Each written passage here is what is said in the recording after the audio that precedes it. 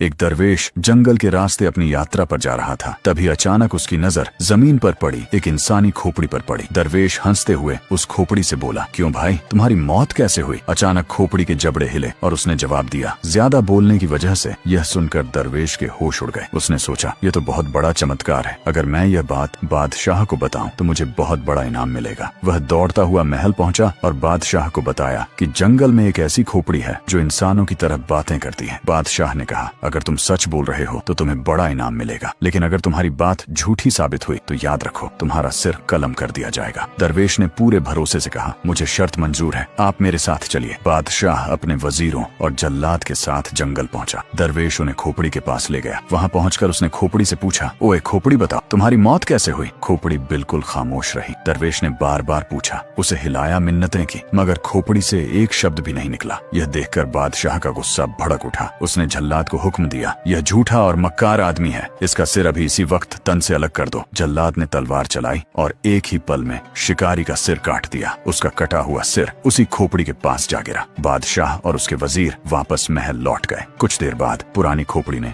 आंखें खोली और दरवेश के ताजा कटे हुए सिर की तरफ देखकर मुस्कुराते हुए पूछा, क्यों भाई, तुम्हारी मौत कैसे हुई? दरवेश के कटे हुए सिर ने दुखी लहजे में जवाब दिया, फजूल और ज्यादा बोलने की वजह से बेवजह और गैर जरूरी बातें इंसान को बड़ी मुसीबत में डाल सकती हैं, इसलिए